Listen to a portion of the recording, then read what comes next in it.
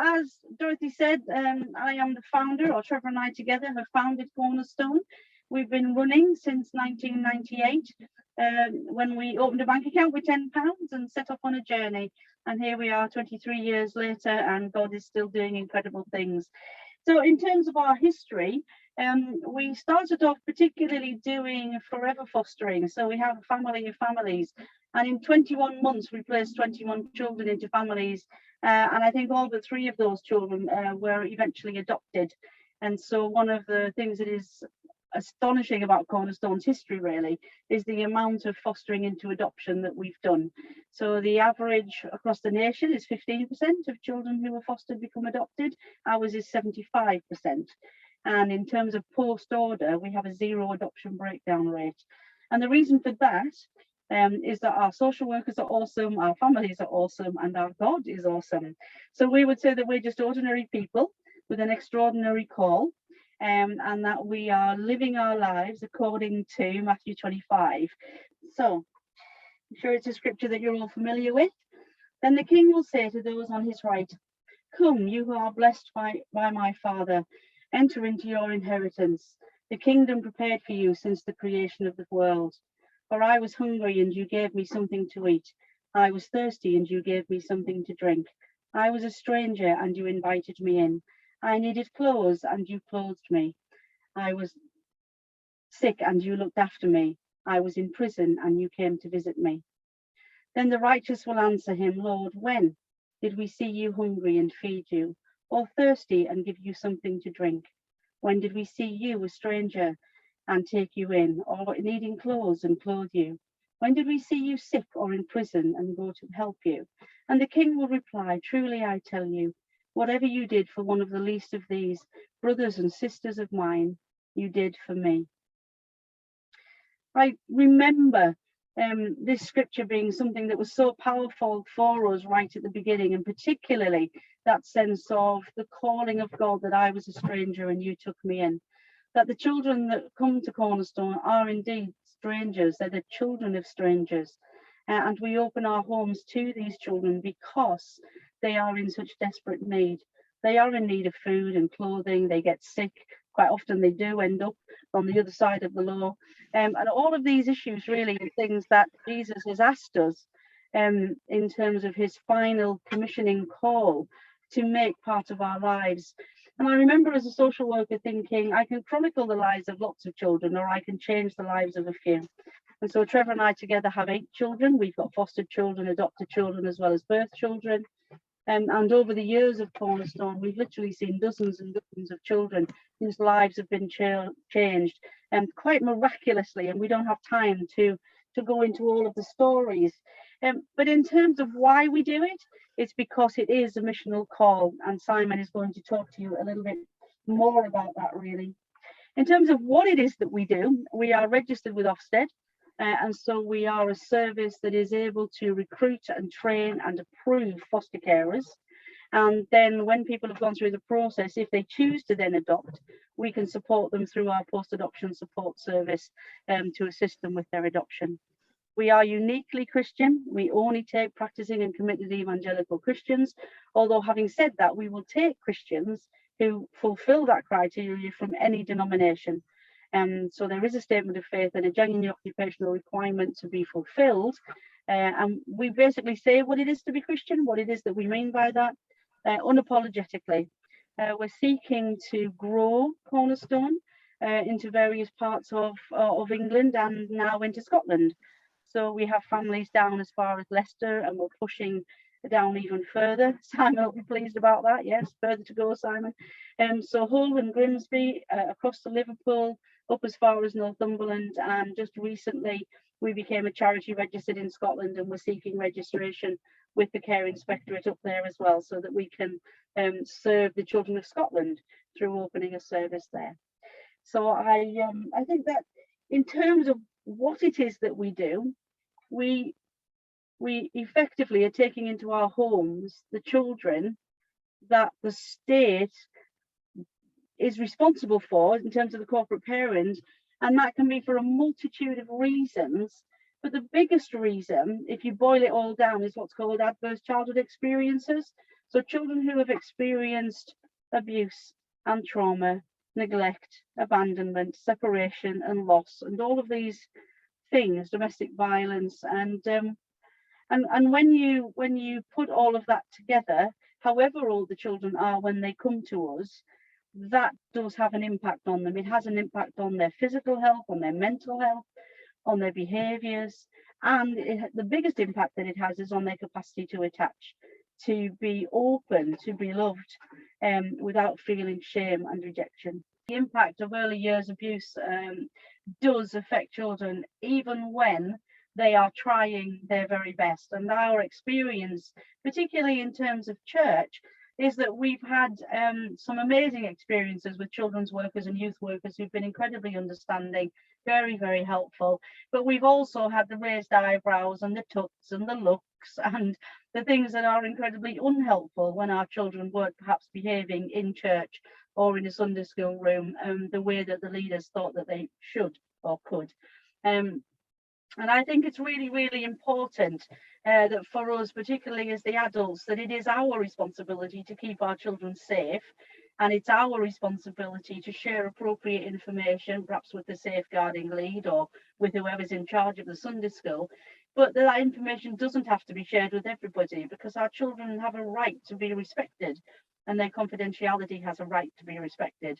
But some people do need to know what's going on, or what perhaps has gone on for these children, to help everybody to understand how it is that we might best serve them and support them as they become part of the church family.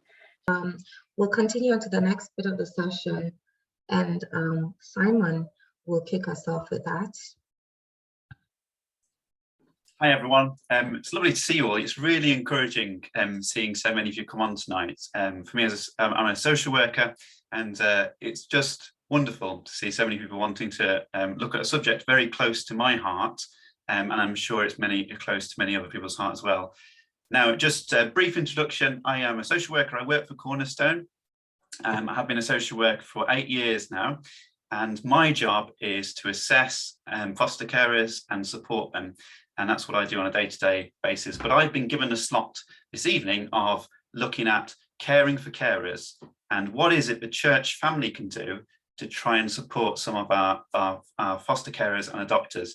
And in preparing for today, what I've tried to do is talk to as many different foster carers and adopters as I can to try and get a feel for some of the things which they're saying in terms of how a church family can support them. Now, I have to say that from the start, it's impossible for me to say everything that people have said. It's a massive subject, and depending on the person, the different needs that they have in the home, would vary the answer considerably. So what I've tried to do really is summarize it into 3 different parts. The first one is, and they each flow into each other.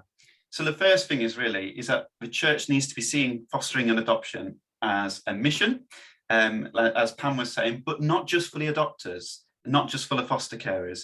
It's a mission for the whole church family. And then if a church can understand the mission and understand the ministry, then they can go on to understand what actually is fostering and adoption. What is it that it's like on a daily basis? And what is the lived experience of adopters and foster carers? And then if you can understand that, then as Christians, as a church family, we can then pray intelligently. And once we can pray intelligently as well, we can offer that practical support. So those 3 things just there. So if you could put it down for me, Dorothy, that'd be great. Thank you. So just on the first bit, now my brother, he is a missionary in Africa. And when he was in Africa, when he was thinking about going to be on the mission field, the church got behind him, they sat down with him, they talked about all the different things that might happen, where he might go, and questioned him as well and challenged him. Is this the right thing you really want to do? Now, sometimes with fostering and adoption, we don't always see it as a mission or a ministry, but I can guarantee you, if you were to talk to any of our foster carers in Cornerstone or any of our foster carers who've gone on to adopt children, they will tell you that their mission, their calling in life that God has given them is to serve God through caring for these children.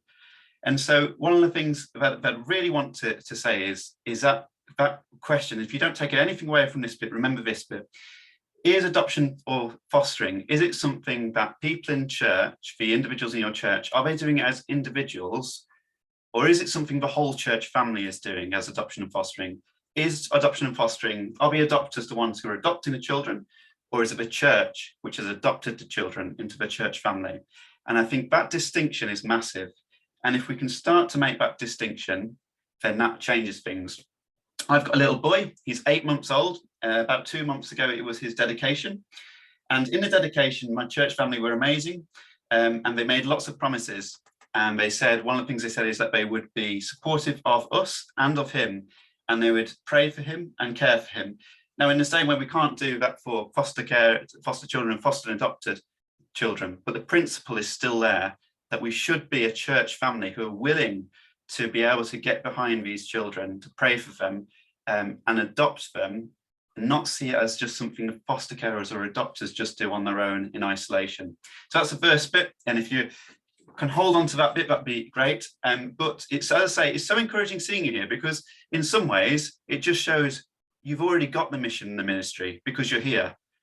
You're sitting in this training, so you're obviously identified there is something that we need to support our foster carers and adopters in our church with. So that is really encouraging for me. The next bit is the understanding exploration. So when you go into a ministry, you want to understand, when someone goes into a ministry, you want to understand exactly what is it going to be like. And what we want to do, we want to try and understand what is the foster care and adopters' lived experience of an everyday life. And if the church can start to understand that a bit more, it'll be so valuable for the foster carers and adopters as well, and for the children. Because one of the real things we find in churches is that this issue of trauma is a real thing. It is something which impacts, which the child will bring into the foster carer or adopter's home, and it will impact on the whole family, and it will impact on the church. And just to give you a little example, one of my foster carers, she's a fantastic foster carer, and something happened where she took the little boy she was looking after the church. He was about 5 years old, and when he was in church, he decided that that was the moment that he was going to scream, shout, stamp his feet, and he even hit his foster carer in front of the whole church family. Now, if my little boy did that in church, he's only 8 months old, so hopefully he won't be doing that just yet. But as he gets older and he did that, I tell you, I would have a few words to say to him, and he would be very stern with him. But what my foster carer did was she sat this little boy down she got down on the floor with him, she sat him down, and she wrapped her arms around him and she cuddled him. And the reason why she did that was because she knew that that little boy's behavior, it wasn't the source of that behavior was different. My little boy, if he was to do that, hopefully that source would come out because he's just being a naughty boy. But with this child's behavior, what that foster carer identified was actually this child was in a new situation. She was in a new church, he'd never been to church before. He has all these sensory experiences, people it's singing, lots of people in a building who he didn't know, and it was overload. And so what it was, this anxiety provoked in him this response that I've got to fight, I've got to fight, I've got to fight. And so my foster carer, she just calmed him down. And just think, if you saw that in your church, what would you think? Would you be able to understand where that foster carer was coming from? That foster carer, she said this probably didn't happen, but this is how she felt. She said, I did feel like, Simon, lots of people were, looking over her shoulder and going, what's she doing? What's she doing? Why isn't she telling him off? Because, and no one said that. So we can't say, but people were saying that, but that's how she was feeling inside. But it's that awareness of trauma impacts children. And because children impacts children in that way, it requires a different response. It requires a different type of parenting. It can't always be the same as what possibly we'd do for our birth children. There has to be that distinction. And the other thing we can do is we can talk to foster carers and adopters about what is it like to care for these children on a day-to-day basis. And we need to be listening to our foster carers and adopters in the church, because sometimes what I've found as well, just to give you another anecdote, is that they are the people who understand these children the best. And they know the triggers, that impact, when they start to feel like there's something that they're getting anxious about, they know that there's something that they need to deal with. Now, if we will sit down and listen to the foster carers, what is it like to care for them, the children? What are the issues? It would help us then to think, okay, how can we support them better? So one example is one of my foster carers, and this is a very negative example, it's not meant to be, but one of my foster carers, she has or had teenagers, and the teenager wanted to go into the kitchen, and one of the leaders in the church said, great, she can come into the kitchen, she can help us with the tea and coffee or whatever. And the foster carer said, no, hang on a second, please don't let her into the kitchen. And he said, no, it's fine, we need to trust her. And the foster carer said, no, please, I can't allow this foster child into the kitchen because it's not safe for her. And the leader carried on and said, no, it's absolutely fine. We need to build that trust with her, so she should be in the kitchen.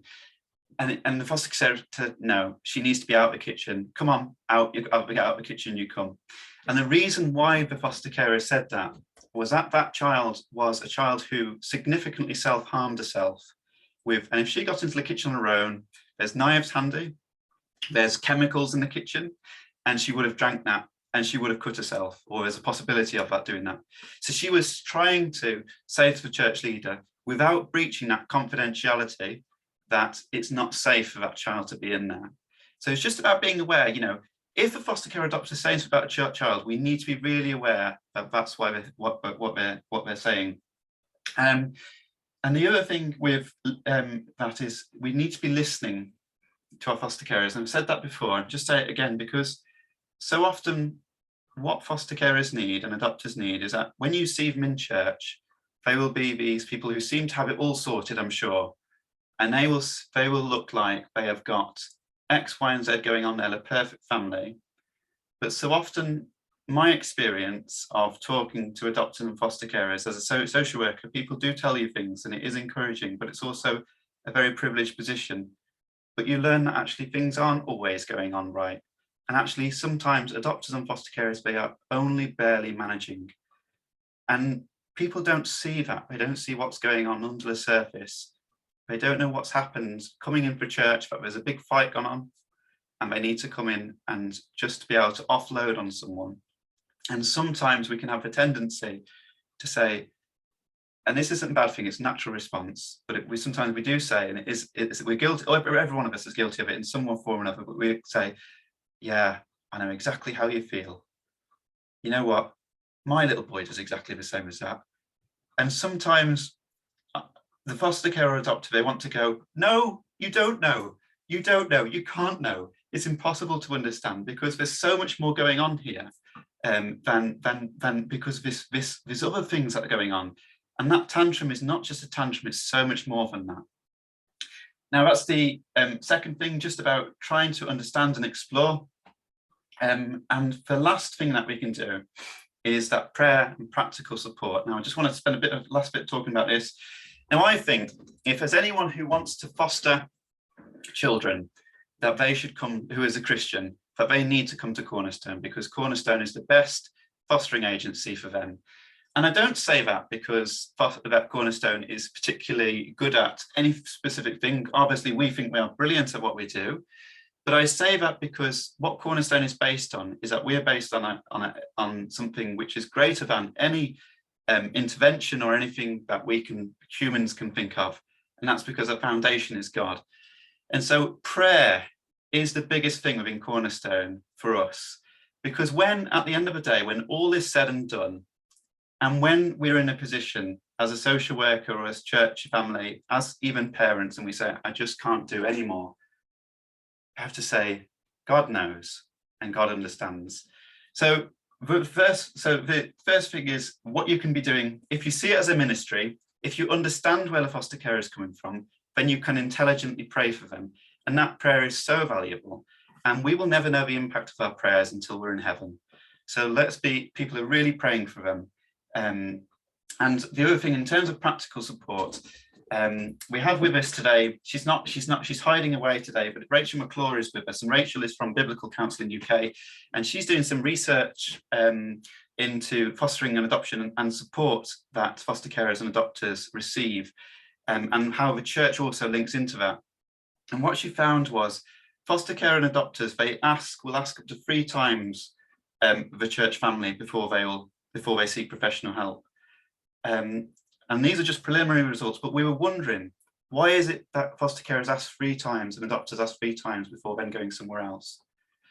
Is it possibly because that they haven't got that support from the church first? And it's just a suggestion. I don't know what the answer is. That's for Rachel to look at, but that might be a reason. And so the question is then, what can you do to support them? How can you support your foster carers? Firstly, for the things and adopters, firstly, for the things we've mentioned, but also one of the biggest things that you can do is to be able to come up to the foster carer or adopter and to be able to say to them, can I do this for you? Not saying to them, what do you want me to do? Because if they're only just managing, they're in survivalist mode, they're never going to be able to say to you, I'm going to need this, this, and this to help me support. And sometimes we can't think about the support which we might need, but sometimes the best thing to do is to say, okay, on Wednesday night, I'm going to cook you a meal. I'm going to do this. I'm going to do the washing. I'm going to come around and do the cleaning. It depends on the relationship we've got with that person. But what are those practical things the church can be doing to support as well? Now, I've got to stop in a moment because my time has run out. But the biggest thing, again, I just want to emphasize again, one of the biggest things we can do is that listening. If you can listen to a foster carer and adopter, if you can really understand where they're coming from, you understand their lived experience on a day-to-day basis, and you really seek to understand that, then those questions about prayer and support, they'll really come into their own, and you'll be able to do that yourself. But sometimes we need to get the mission first in order to enable us to listen, and then that enables us to find that practical support on that prayer to be able to pray. So I'm going to stop there. Yeah, hi Simon. I'm just sharing a response from someone who's messaged me on the chat and just said that, one of the difficulties when it comes to the church is sometimes labeling difficult behavior from children as sinful. And in doing so, that makes it hard when foster carers respond in a specific way to a child's behavior, like the situation you were talking about. So could you sort of maybe comment on that and talk about how we can even just communicate to the greater church or to people around us about how we view child behavior? It's a really good question. It's a fantastic question. Because there's 2 things I think I find in churches anyway, is that some of us, we have a tendency to throw out everything which the world, if you like, teaches, in terms of, because the world is coming from a different place in terms of the foundation where they're coming from, it can sometimes mean that we reduce everything that is said into nothing, and we kind of say that's not important. But I think that there needs to be a balance of saying, yes, we have children and they are sinful, absolutely. The Bible clearly teaches that, and as a Cornerstone would say that. But also, there is trauma, there is an impact which clearly has an impact on behaviour, and somewhere in the middle they've got to meet. And I can't say that we've got all the answers in Cornerstone, but they do meet. You have to be able to make them meet. Some behaviour is sinful, some behaviour is trauma informed, you could say, but the source is different, and so it needs a different response. I hope that answers the question a little bit, but it's trying to meet in the middle, I think, is the biggest thing that churches need to be doing, really. Yeah, that's a great response, Simon. I mean, even when we think about how God deals with our own sinful nature, he doesn't smite us every time. Sometimes he talks to us through a gentle whisper. Sometimes he punishes us. Sometimes he encourages us. So it is biblical and Christian to deal with behavior in different ways. I think someone's asked another question. So, Pam, if you want to if you want to say something, do come in. But someone's asked a really good question. It says, sometimes when we ask how people are doing or what the struggles are, we have no wisdom or experience to offer. How can we best support people through struggles when we don't have answers? I think that's a really good question.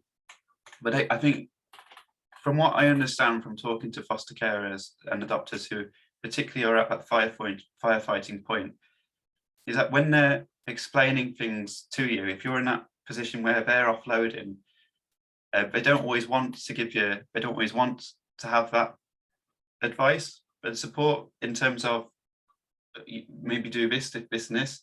Sometimes it's about just being able to listen and be able to say, yeah, that's really tough. Be praying for you with that and through that. Sometimes it's about understanding exactly where that person is coming from and just asking those questions and trying to get it straight in our head. And I think rather than jumping to, we need to do X, Y, and Z to fix this. Because I think all of us in Cornerstone would say there are lots of points when we say we don't have the answers. Pam, I can see you're typing away frantically. Why don't you just unmute?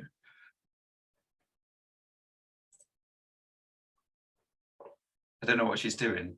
I'm unmuting. There you go. Sorry, yeah, it's sometimes easier to type because it says a lot less. But I think that having had that experience as a foster carer and as an adopter with my children, when, to be honest, I had completely come to the end of myself, the last thing I needed was pearls of wisdom. There's a great phrase that says, you cannot exhort an unencouraged person. Say that again. You cannot exhort an unencouraged person. And often in church, we want to exhort people. We want to tell them what the word of God says, and we want to tell them what it is that they should be doing. And exhortation is great. But when a person is in that place of feeling that they are at the end of themselves and that life is very difficult, and at times I have wanted to give up on my children, and by the grace of God I never did, but that doesn't mean to say I didn't think it or feel it. And the people who were the most helpful were those people who didn't exhort me or tell me anything or try to offer me pearls of wisdom, but who actually just came round or took me out for a coffee or listened while I talked rubbish, and made me a meal or took a basket of ironing or mopped the floor while I went to bed, just to kind of get me through physically and emotionally the stresses and strains of caring for other people's children. So I think for me that's massively important, is that, and that's why I've said in the chat there, you know, Job's comforters were great when they sat on the floor with him and just loved him and were there with him. The problems came when they all started talking. Because you don't know what it is, and foster carers and adopters can't tell you everything. Confidentiality stops us from telling you our children's stories unless you have a need to know, and that does make it really, really hard. But I think wisdom would say that actually just being with the person and loving them, not judging them, whether that's the carer or the child, is the most important thing. Thanks, Pam. Someone has made a great point in the chat as well, and this is about, I guess, sort of triggers which children might get in church as well, even through what they hear in terms of the gospel. So I'm just going to read it out. This is more of an observation, a question. It's important to recognise that even the gospel can be a trigger. It's so awesome and wonderful and directly meets most of our children's needs, but equally for children who are in a huge shame spiral or similar, it is also very triggering. And it's important as church leaders to recognise that a great Bible session with a child could lead to big reactions at home. Rachel, you asked, does that make sense? I think for me, it makes perfect sense. And that is something I've heard over and over again as well, is that sometimes we can have the best sermon in the world and we think, wow, that's amazing. But when the child has gone home, that adopter or that foster carer has had hell to deal with. Sorry, that's probably a really bad use of the word. I don't mean it like that, but in terms of that behaviour. Go on, sorry, Pam. No, I think it is true. I think it is hell to deal with, because I think these children, you know, Satan is the father of lies. He comes to steal, to kill and to destroy, and these are the things that we know. And I have been so impacted in more recent years with this understanding that our children are made in the image of God, and he knew them in the womb, and it was not by their own making that they are as they are today. It is the will of men or women of the people who have done to them, that has caused them to be the way that they are. And our prayer needs to be that restoration of the image of God in them to who he always intended them to be. And I know from my children the level of shame and blame that they apportion to themselves when none of this is actually their fault. They are responsible as they get bigger for their own behaviours and the mistakes that they made.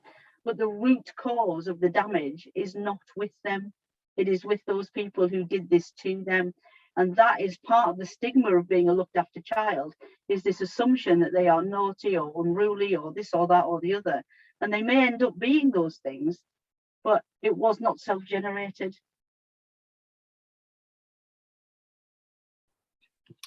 I have a rambling question. That's okay. It's just because I don't do very well at formulating questions. I'm wondering about just some insight, some help, some resources for thinking about the longitudinal situation. So if you as a fostered or adopted child grows, all sorts of change happens, and sometimes there's difficult behavior and things like that, which, you know, you can explain that you could understand.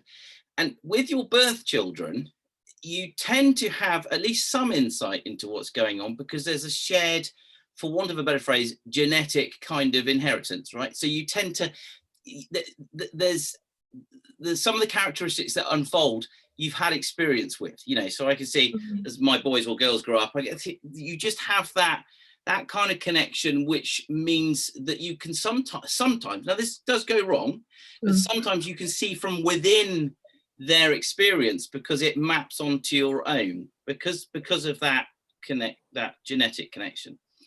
With fostered or adopted children, of course, that the genetic connection's not there, and they bring with them past experiences, trauma, those sorts of things. But also, again, you know, the Bible tells us the human heart is so complicated, who can kind of understand it? But so we don't want to go for oversimplified explanations, but they come as a package of potential things that have been informed by past experience, but also their own heritage, as it were, their own genetic heritage.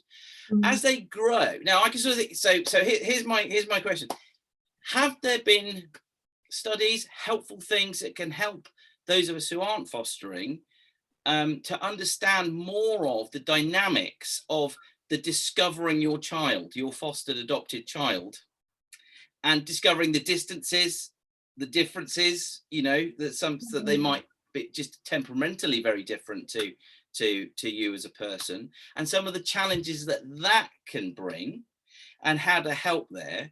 I mean, we can come in and sort of offer meals and those sorts of things and take the practical thing, but I'm just wondering about that journey, because as the parents are discovering more about the child, and the child's discovering more about the parents and learning together, you've got a whole bunch of people also looking in going, wow, that's surprising, I didn't know, where does that come? You know, so it's an unfolding dynamic thing on a number of relational levels. And so I just wonder, it's the longitudinal bit and the development and the, where did that come from? Or, you know, that sort of question. Is there a question in there? You know what I'm getting at.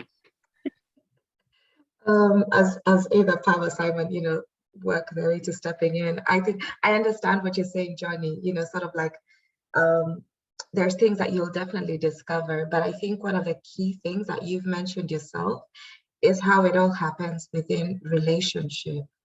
You know, if, you know, and you are asking from the perspective of someone who's not fostering and adopting, but coming alongside the family. So I think the key to your answer is that word relationship, that in relating with a child, relating with a family, then you grow and discover different things about them. You know, I think about maybe a child that I've been mentoring, or it could be even you and your spouse. You know, you didn't grow up together, but as you relate with each other, you uncover different things, you unfold different parts of yourselves. Some things, you know, you might find are generational, Like, you know, for example, my family, I didn't know a lot of us have suffered from depression, but within that relationship, then you start to uncover these things. So I feel like the answer to your question is that by befriending the foster families and walking alongside with them, coming alongside maybe as a foster uncle to the children, over time, you build that special bond. And I think if you remember in the video, it showed that children who are fostered and adopted have lost lots of links to relationships. And, you know, when you think about some of the moves that they've had, those links are lost. So that means that we as a church have a potential to come in and form another bond and come alongside the family and be an extended family, so that as they grow and discover their child, as their child grows and discovers themselves, you're part of that journey and you can speak into it. You start to see things and you say, you are, you know, wow, you know, you've got really good sports knowledge or something like that. Simon, Pam, if you have a better answer, feel free to step in. I was just thinking, anything that occurred to me. I think great question, Johnny. I love the question. That's the sort of question I would ask in terms of its length and trying to understand myself what I'm trying to ask. So that's great. But I was just thinking that every child is different in terms of the way they process it as well. So, for example, myself and Dorothy could experience exactly the same trauma in our lives, but we both interpret it in a different way as we get older. It'll both show in different ways. And as we go through different stages of development, it will also come out in a different way. So I don't think there's any fixed resource which you could look at and say this is suitable, because we're so complex, I think, and we'll all do it, we'll all process things in a different way. So we're just gonna have a chat with Charlotte. Charlotte will introduce herself shortly, but she's a foster carer with Cornerstone. So hi, Charlotte. Yeah, just introduce yourself. Tell us a bit more about your journey into fostering. So I'm Charlotte. I'm married to my husband James. We got our first placement about 4 years ago. That was a teenage girl. She stayed with us for a few months, and then we went on to foster a little boy. He was 9. He came initially for respite for a couple of weeks and ended up staying for 14 months. So then now we have 2 teenage girls. One is 15 and one is 17. Both hopefully going to be with us until they're 18.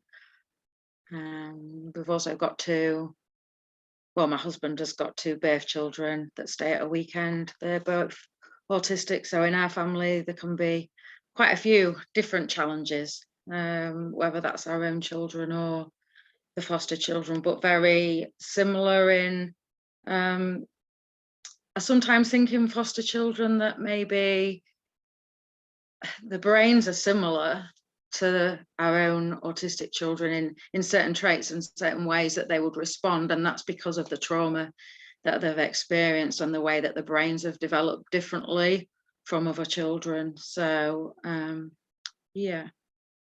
The younger sister came to us for respite for a couple of weeks again, and then came a few months later for a couple of weeks, and then she stayed. We made the decision for her to stay. So that's why we've got the 2 girls now.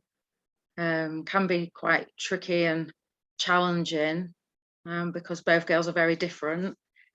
But yeah, I think it's a better thing for them that they're together. So that's us, really. And the dog, we have a dog. A foster carer said, get a dog. We'd had a dog in the past, but I was like, in an hour, and now he's foster carers. We got a dog, it tipped me over the edge. Well, it was a puppy that tipped me over the edge, but now I love her to bits, and she is a great addition to the family. So yeah. Charlotte, take us back to when you first decided to foster. Why did you do it, and how did you make the decision? So we thought that it was a call. Initially, it was me that thought that there was a call from God. many different signs, many different scriptures given. My husband wasn't hearing that from God, and my boss at the time said, right, okay, what do you want in life? And I just shared a vision that God had given me, and it was of a little girl that was about 4 that came into our dining room with a social worker, and she looked really, really sad. And I remember putting her hands together like that, and I put mine over and I said, you're safe now. And then the next, she was really happy, going up and down the stairs, bouncing on the bed. And then the next, she was sad again. And I said to God, why is she sad again? And it was because she was going. So I put her hands together again, and I put mine over hers. And then I said, and now God's got our hands, and wherever you are, don't matter, because God's got us and we'll pray for you. And she was happy again, and then she was gone. So that was a real profound moment for me. And I shared this with my boss, and he said, right, we're going to pray together, and then you can talk to James. So we prayed together, and that very next day we was going to the Lake District, me and James, and I just shared with him my heart, and he said, the word of God says that we're to look after the widow and orphan. Why aren't we doing that? So then I was crying all the way to the Lake District, like, oh, you know, and actually while I was away, we contacted Cornerstone. And even when there was times when I thought, oh God, is this really what you want us to do? You know, I loved my job and giving that up. And every day, 1 week I went to work, and there was a big van on the way to work, and it said Foster on the side of it in big letters.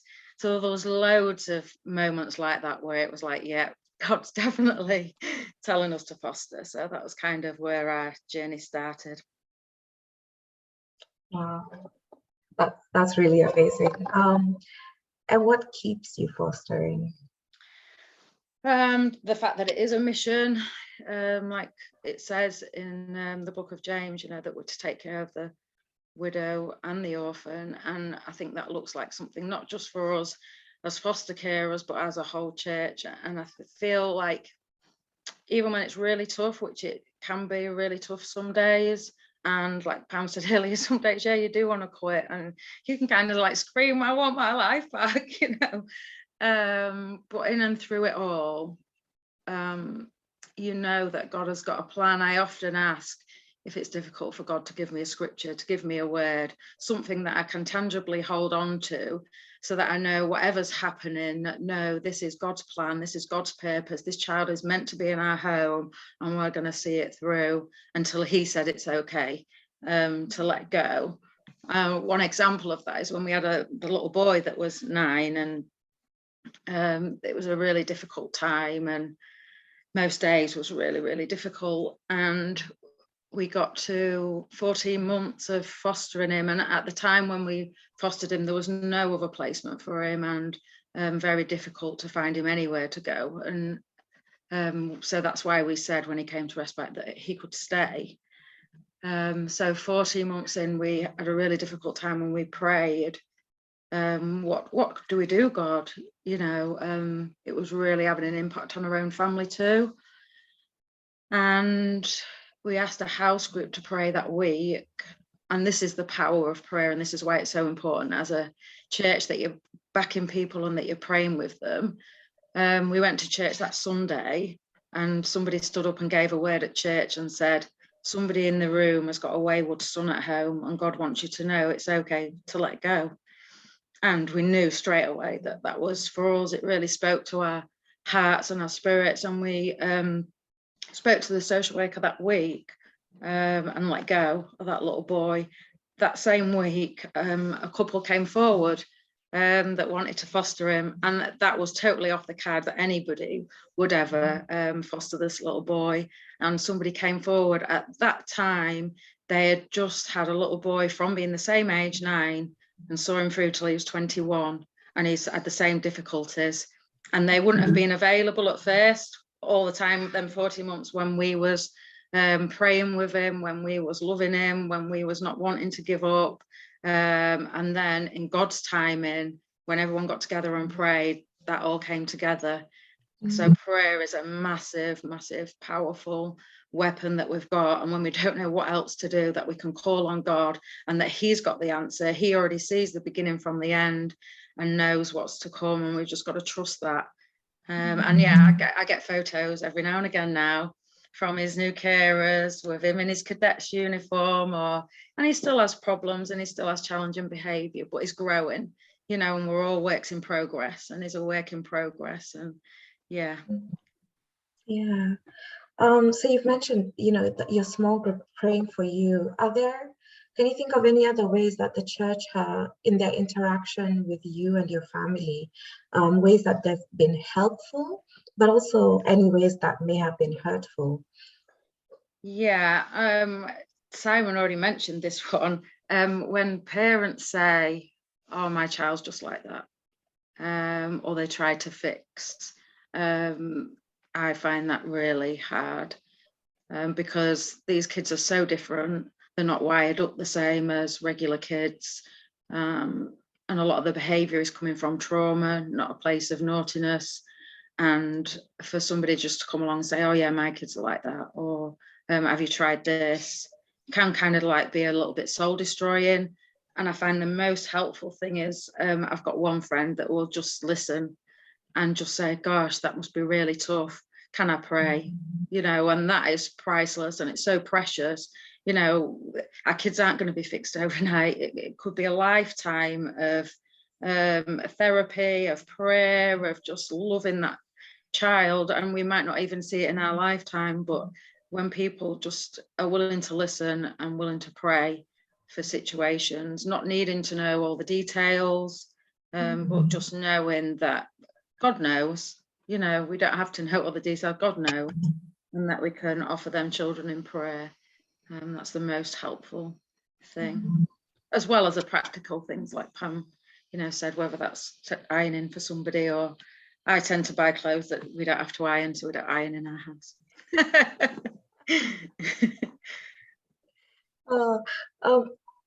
So I was just thinking about the video that we watched and some of the interactions, like the difficult interaction that we saw in the video. And I wonder how, for example, if I'm a child worker in a church, how do I interact with, for example, your children in a way that shows grace and kindness, but doesn't highlight them, you know, sort of doesn't show them off as a different, which is what we also don't want to do. You know, we don't want them to constantly feel like they are different from the other children. So is there something that you've seen in how people can, you know, show grace, but not in a way that makes them feel singled out?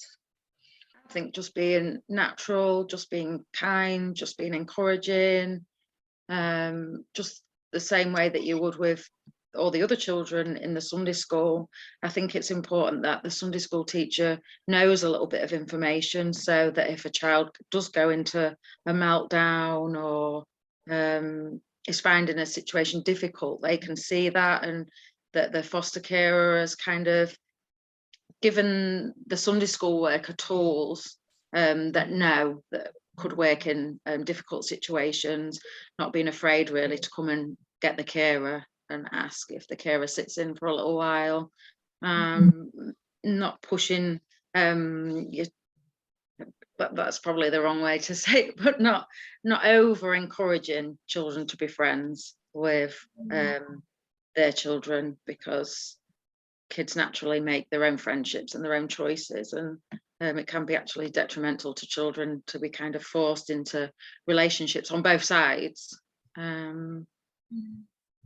Yeah, don't know if that answers. So that's really helpful. And yeah, you've just mentioned in terms of pushing kids to befriend other children and how that isn't helpful. Is there a way in which we can prepare children for how to interact with children who are fostered, you know, without, you know, I'm just thinking, if I have like my 6-year-old nephew and I tell him, you know, there might be children coming to church and some of them might be fostered. Sometimes they might just push that out there, and I'm wondering if that would be hurtful or helpful. Yeah, it's a difficult question really, and a difficult answer, because it's good for children to be prepared, and that the Sunday school teacher maybe the week before can say, you know, well, we might have some new children in this week, and they're currently not living with their mum and dad, and how can we help and be kind and be welcoming. I think all that stuff is really great, but then at the same time, is that then highlighting that that child is different. So, but then you can't get away from the fact that there's a new child there at that, and all the other kids will know that that's not your birth child. So yeah, quite difficult, really, quite a difficult balance, and just encouraging them to, but kids can be mean, so it's just kind of keeping on top of that, isn't it, and making sure that everybody's being welcoming and loving, and but it not being a pretense either. Does anyone have any questions about, welcoming children into the church? Please feel free to either type into the chat or unmute and just ask, because we're nearing the end of our session. I think another important thing to say is maybe, like, as a church, having them conversations, maybe getting the foster carer up if they know that a placement is coming, and just do a little talk on things that might help, things that might not help. Maybe just introducing the child in a way of name and age, and how as a church we can help, and kind of putting that out there before the foster child arrives. I think as a church, it's not a foster's, it is the foster carer's responsibility, because they've made that decision and agreed with God on that calling on their life, but actually because the word tells us to look after the orphan, I think that it's more than that. And I think that as a church we should be all playing a part in that foster child's life. It shouldn't just be down to the foster carer. I watched a sermon the other day, and it was really good, and it was all about fostering, and he said that 2 churches in America have actually gone out, all their members are now foster carers, and they are a church. What is, let me just read, because I wrote down what he says, and I don't want to say it and not sound right. The church that's sort of like ended the waiting list in their county. There's 2 churches in America, and they've decided to put the faith into action, and have now emptied the foster care roles in their area. This has been so successful that the state now pays the church near Miami to fill these roles, to eradicate the foster care system there. Love looks like something. We are called to be salt and light. And what does that look like for us as individuals in a church? That's making a massive impact on that neighbourhood and that area and that city. So much so that they don't need to be employing foster carers, because the church is stepping in the gap and taking the responsibility on. And that's what we're supposed to do as Christians. It's not okay for that person to be doing it over there. Actually, yeah, certain people have got callings on their life, but as a church and as a body, we need to be getting involved, and we need to be making a difference in our communities. Yeah, we have one last question from Jan. It was just to answer the question you said about how can churches welcome, and I just wanted to say our church down in Essex have just been amazing with foster children, and also with my own daughter who's adopted. They've just taken the children in and loved them to pieces, and the kids have become really, really special parts of the church without making them different. But so many people care about them and will remember their birthdays or send them Christmas presents. The first year I had my daughter, we had so many presents. It took to the end of January to slowly open them. And the church have continued to love her and pray for her and hold her really special.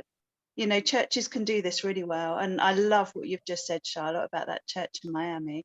That's just, what a dream. That's amazing. Thanks, Jan. Lily and Tom had their hand up. We'll just, oh, sorry, yeah. We're both unmuted. Hello. There we go. Just wanted to sort of add a little thing that we've talked a lot about people listening and spending time with carers and just being supportive even in silence. But from our very brief experience, we've also had some really good experiences where members of the church family have kind of worked through questions that we had together. So lots of listening, but also like, have you thought about this? What about this? Like, not this is how you should do it, but like, what about this? What about this? So that you don't, we feel like a danger might be that people think that the children are so other, so different, that they can't help us with making decisions or having ideas. And so that was just something we experienced really positively, was people sort of edging forward ideas and talking about it together and giving us that space to work through it together. I think like everything that's done in love, I guess, is a good thing. And we don't mean to offend people, we don't mean to push people away. And I think if a genuine heart is love, and I want to come alongside you in love, whether that's advice or being quiet, I think that's a powerful thing. Yeah, absolutely. Thank you, everyone. We have come to the end of our time, unfortunately. Thank you so much for coming. I'm just going to post, sort of like some of our details in the chat. If you have any more questions, there's some resources that you can have out there. I am available, Pam is available. Charlotte might not be as easily available, but Simon is also there. We're here to talk to you. But thank you so much for coming. And I'm reminded as we close of the story of Ruth and Boaz. And in the Bible, we tend to think that Boaz was special, but he actually wasn't, because when you look at the Leviticus laws, God had put in place all the things that Boaz did. He had put in place systems and structures that meant that the vulnerable in the society were taken care of. The widow, that was Ruth and Naomi. And if we do that as a church, if we put in place systems and structures that ensure that everyone that comes into our space is welcome and loved, then we won't have to try and sit down and think about how to love a specific group. We just need to write it into our laws that our faith is going to be acted out. We are going to love hard and love well. And so I'll just close with us reflecting on the 1 Corinthians 12:13 and invite us to think about how we can enact this in our churches. It says, love is patient and kind, does not envy, boast, or is not proud. It does not dishonor others, even those who are different from us. It is not self-seeking. It is not easily angered. I can add about, naughty behavior or unruly behavior. It keeps no record of wrongs. It does not delight in evil, but rejoices with the truth. Love, we as a church, we always protect, we always trust, we always hope, we always persevere. So I pray that God will help all of us to move out in love, to care, and to support all the people amongst us. So thank you so much for coming, and have a good evening.